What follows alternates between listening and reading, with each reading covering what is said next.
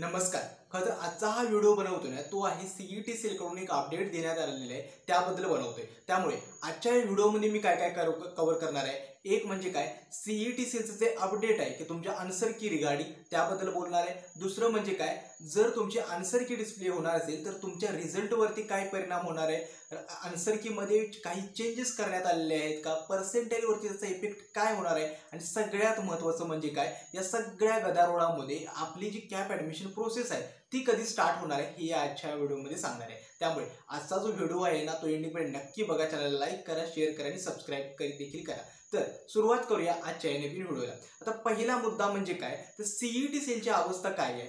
खरं तर ज्यावेळी पर्सेंटेज डिक्लेअर झालं खूप विद्यार्थ्यांनी आक्षेप घेतले की तुमच्या मार्क्समध्ये आणि पर्सेंटाईलमध्ये जी तफावत आहे ती भरपूर आहे. मग सीईटी सेलच्या ऑफिसमध्ये पेरेंट्स गेले, त्यांना ईमेल्स केले, कॉल्स केले, त्यांनी जशी उत्तरं एक सिंपल पर्सेंटेजचा फॉर्म्युला आहे तो त्यांच्यासमोर ठेवला. अर्थात मग आता प्रश्न येतो की ज्यांना खरंच चांगलं मार्क्स होते परंतु पर्सेंटाईल कमी आले त्यांचं काय झालंय. मग सीईटी सेल एकतर काय करताय स्वतः न्यूट्रल भूमिका घेते. म्हणजे जर तुम्ही बघाल की ते वेळ काढूपणा करायचं काम करते. आता दोन मुद्दे सगळ्यात महत्त्वाचे होते. एक म्हणजे काय दोन दोन स्कोर कार्ड कसे काय येऊ शकतात हा पहिला मुद्दा. म्हणजेच काय विद्यार्थ्यांना 5:20 रिझल्ट चेक केला तर तो वेगळा होता आणि संध्याकाळी चेक केला तो वेगळा होता. हा एक मुद्दा महत्त्वाचा आहे. दुसरा ज्यांचा स्कोर खरंच खूप चांगला आहे 120+ मार्क्स आहेत आणि पर्सेंटाईल बिलो 40% पेक्षा कमी आहे मग अशा विद्यार्थ्यांचा काय मुद्दा आहे. या दोन गोष्टींना बगल द्यायचं काम सीईटी सेल करते. खरं तर कालची जर प्रेस कॉन्फरन्स त्यांची ऐकाल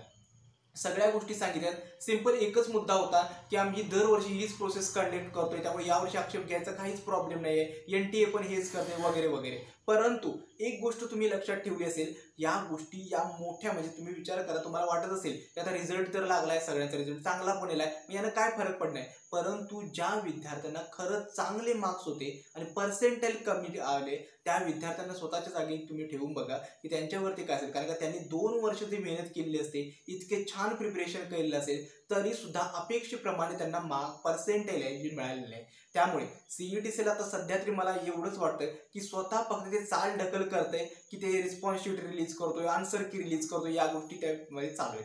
दुसरा मुद्दा राहतो की आता एकतर या जे विद्यार्थी आहेत ना ते दोन प्रकारचे आहेत. एक म्हणजे काय जे रिझल्ट ज्याने ऍक्सेप्ट केलेलं आहे, मान्य केलं आहे की हो बाबा मला इतकं पर्सेंटाईल मिळालं आहे आता मी माझं चांगलं कॉलेज या पर्सेंटाईलवरती फाइंड करतो. आणि दुसरे विद्यार्थी असे आहेत नाही माझ्यासोबत चुकीचं झालेलं आहे, माझं पर्सेंटाईलमध्ये काहीतरी चुकीचं आहे असं.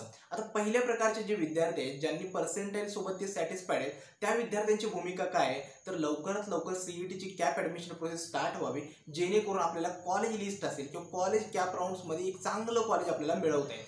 आणि दुसरे विद्यार्थी आहेत जे करतायत की नाही काहीतरी सीईटी सेलकडून पॉझिटिव्ह रिस्पॉन्स येईल, ज्या शिफ्टमध्ये या गोष्टी घडलेल्या आहेत त्या शिफ्टमध्ये काहीतरी पुन्हा पर्सेंटाईल रिव्ह्यू करण्यात येईल आणि त्या विद्यार्थ्यांच्या रिझल्टमध्ये काहीतरी चेंज होईल. अशा प्रकारची ही विद्यार्थ्यांची सिच्युएशन आहे. मग मला इतकंच सांगायचं आहे की आता सध्या तरी सीईटी काय करते वेट अँड वॉचच्या भूमिकेत आहे. ते फक्त काय करते थोड्या गोष्टी चाल ढकल करते आणि पुन्हा होत तशीच प्रोसेस होणार आहे. त्यामुळे जे विद्यार्थी विचार करतात की कधी कॅप राऊंड प्रोसेस स्टार्ट होणार आहे काळजी करू नका. या सीईटी सेल भलेही तुम्हाला म्हणत असेल की आम्ही रिस्पॉन्स शीट रिलीज करतोय, आन्सर की रिलीज करतोय, याचा काहीही इफेक्ट होणार नाहीये. ते सरळ पुन्हा एक 2-3 दिवसांचा वेळ घेईल आणि लगेच आपली कॅप प्रोसेस स्टार्ट करेल आणि सांगेल की नाही सगळा व्यवस्थित रिझल्ट होता, काहीच प्रॉब्लेम नाहीये. ठीक आहे. त्यामुळे जे विद्यार्थी बघतायत की कधी कॅप प्रोसेस स्टार्ट होणार कॅप प्रोसेस लवकरच स्टार्ट होईल. आता तिसरा मुद्दा येतो जे पर्सेंटाईल रिगार्डिंग अपडेट आले ते त्या सीईटी सेलने काय म्हटलंय तर ही ऑफिशियल नोटीस तरी आलेली नाहीये परंतु काही न्यूजपेपर्समध्ये असेल त्यानंतर हिंदुस्तान टाइम्सचं आर्टिकल वगैरे आलं होतं त्याच्यात सांगितलंय की 27 आणि 28 जूनला सीईटी सेल विद्यार्थ्यांची जी रिस्पॉन्स शीट आहे ती पुन्हा रिलीज करते. म्हणजेच काय तुम्हाला तुमच्या लॉग इन मध्ये जायचंय आणि मॉडेल आन्सर शीट आणि तुमची उत्तर पत्रिका तुम्हाला चेक करता येणार आहे जेणेकरून तुमचं पर्सेंटाईल आता तुम्हाला समजलेलं आहे. मग आता स्कोर खरंच तुमचा आणि त्या पर्सेंटाईलचं मॅच होते की याचं फक्त तुम्हाला कंपॅरिझन करता येईल. ही ऑफिशियल नोटीस त्यांच्या वेबसाईटवरती आलेली नाही आहे परंतु जे न्यूज चॅनल्स असतील किंवा न्यूज रिपोर्टिंगमध्ये असतील या गोष्टी क्लिअर झालेल्या आहेत. त्यामुळे मला वाटतं की 27 आणि 28 तारखेला ते रिस्पॉन्स शीट रिलीज करतील जेणेकरून आयडिया येईल की खरंच तुमचं पर्सेंटाईल कमी आणि मार्क्स जास्त आहेत हे झालंय की नाही. ठीक आहे. आता मेन गोष्टीवरती येतो की या सगळ्याचा इफेक्ट रिझल्टवरती काय होणार आणि कॅप राऊंड्स कधी स्टार्ट होणार. त्या अगोदर मला एक अपडेट द्यायचा आहे की ज्या विद्यार्थ्यांना पर्सनल काउन्सिलिंग बॅचमध्ये एनरोल करायचं आहे, डिस्क्रिप्शन बॉक्समध्ये लिंक देतोय, नक्की जॉईन व्हा. का तर लवकरच आमची जी पर्सनल काउन्सिलिंग बॅच आहे येत्या 2 दिवसात आम्ही क्लोज करतोय रजिस्ट्रेशन. त्यामुळे ज्यांना कुणाला एनरोल करायचं आहे नक्की एनरोल करा. का तर पर्सनल काउन्सिलिंग बॅचबद्दल थोडक्यात एक अपडेट देतो. एक म्हणजे काय, तुमची पर्सनलाइज्ड कॉलेज लिस्ट तुमच्या पर्सेंटाईलनुसार महाराष्ट्रातली एका चांगल्या कॉलेजमधची लिस्ट आम्ही तुम्हाला बनवून देतो. म्हणजे तुमचं पर्सेंटाईल काय आहे, तुमची कॅटेगरी काय आहे, तुम्हाला कॉलेज कुठे हवे, ब्रँच कुठे हवे, त्यानुसार एक पर्सनल कॉलेजची लिस्ट आम्ही बनवून देतो. जेणेकरून तीच कॉलेज लिस्ट फक्त तुम्हाला ऑप्शन फॉर्ममध्ये भरायचं आहे. सेकंड फीचर आम्ही पर्सनल काउन्सिलिंगमध्ये देतो तो डाऊट सपोर्ट, जो सगळ्यात महत्त्वाचा आहे. आता जर तुम्ही बघाल तर सीईटी कॅपच्या ॲडमिशनच्या प्रत्येक स्टेपला काही ना काही तुम्हाला डाऊट येणारच आहे. मग डॉक्युमेंट्समध्ये असेल, कॅप ॲडमिशनमध्ये असेल, कॉलेजच्या सिक्वेन्समध्ये असेल, कॉलेज कन्फर्मेशनच्या वेळी.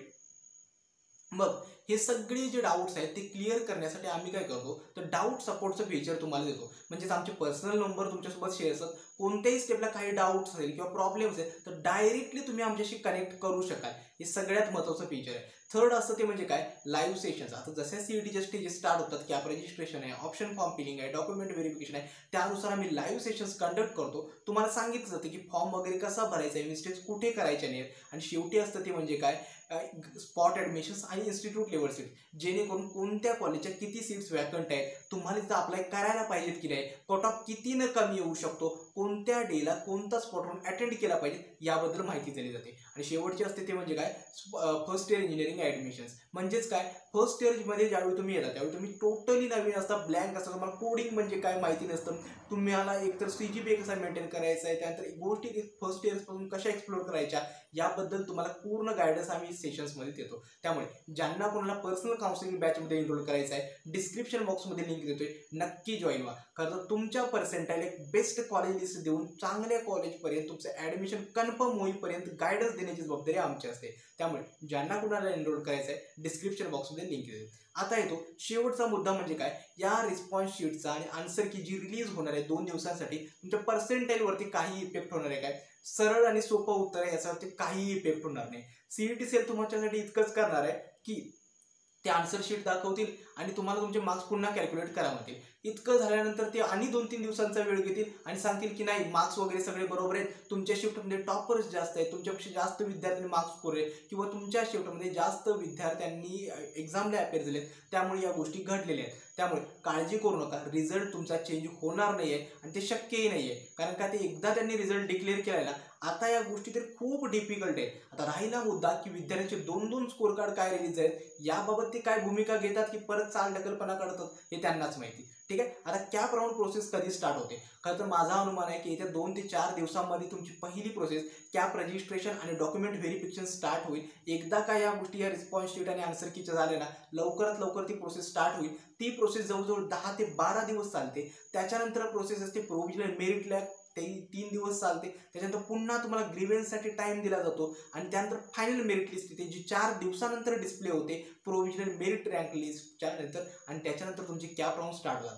म्हणजेच काय, ज्यावेळी तुमची कॅप रजिस्ट्रेशन आणि डॉक्युमेंट व्हेरिफिकेशन स्टार्ट होईल त्याच्यानंतर जवळजवळ 20 ते 25 दिवसानंतर तुम्हाला कॉलेजेस अपलोड करायचे. मग आता तुम्ही काय करा, व्यवस्थित कॉलेज रिसर्च करा, कोणत्याही गोष्टीवर ब्लाइंडली विश्वास ठेवू नका, व्यवस्थित सगळ्या गोष्टी ॲनालाइज करा. कारण का होतं असं की आपण समोरच्या व्यक्तींवरती विश्वास ठेवतो, तुमचे काउन्सिलर्स असतील किंवा कोणीही असेल, आणि त्यांच्या गोष्टी मानतो, परंतु लक्षात ठेवा रियालिटी काही वेगळी असू शकते. मी बघितले मोस्ट ऑफ दी काउन्सिलर्स वगैरे ना कॉलेजसोबत टायअप असतात, कारण का कॉलेजसोबत त्यांची अटॅचमेंट असते की आम्ही इतके विद्यार्थी तुमच्या इथे ॲडमिशन्स वगैरे करू देऊ. या गोष्टी चालतात आणि स्कॅम्समध्ये या सगळ्या गोष्टी चालवूच असतात. त्यामुळे सांगण्याचं तात्पर्य इतकंच आहे की मोस्टली जर कोणताही डिसिजन्स घेताय ना, तुमच्या पालकांना विचारून घ्या. एखाद्या कॉलेजमध्ये किंवा प्रोव्हिजनल ॲडमिशन्स करताय, पैसे भरताय, थर्ड पार्टी मार्फत कॉलेजमध्ये मॅनेजमेंट सीट्स ट्राय करताय, मग सगळ्या गोष्टींची काळजीपूर्वक माहिती घ्या. कारण का, एकही स्टेप किंवा एकही मिस्टेक तुमच्या हातून होता कामा नये, इतकंच मला वाटतं. आणि मला माहिती आहे की तुम्ही कमेंट्समध्ये भरपूर क्वेरीज वगैरे विचारताय.